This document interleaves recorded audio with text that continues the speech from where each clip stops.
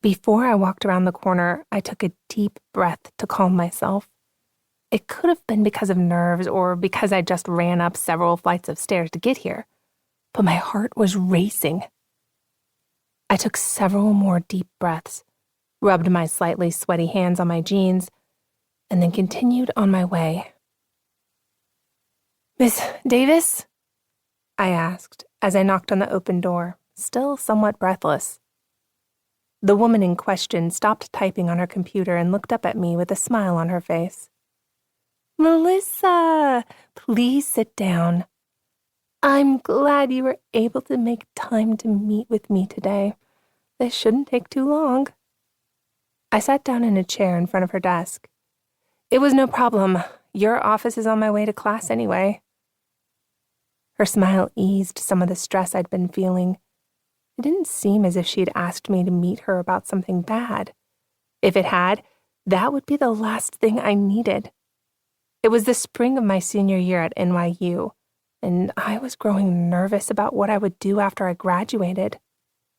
There was no way I was going back to Ohio, having grown fond of New York City, the place I'd called home since I was 18.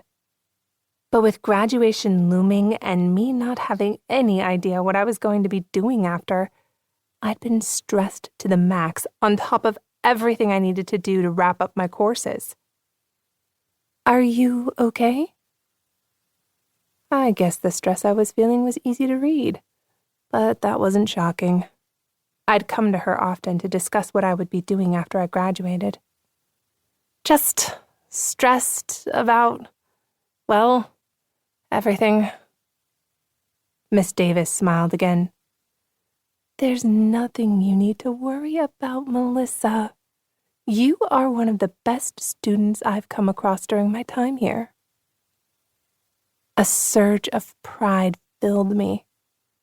I'd done everything in my power to excel here. In part, I was highly driven by the desire to not go back home.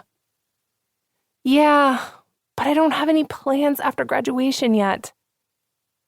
"That's what I wanted to talk to you about. This came across my desk, and I thought you might be interested in applying for the job." I quickly scanned the paper before looking up at her. The information in front of me was a detailed job description. I should have been happy, but I was dejected over the document in front of me. "I never intended on being someone's assistant. I want to go into business." Miss Davis nodded. "I know that, but let me let you in on a little secret. Have you heard of Cross Industries?" I scoffed. "Of course I have. They are one of the biggest companies in the world, and I stopped speaking as she slightly leaned in before glancing at the sheet that she handed me. "No way.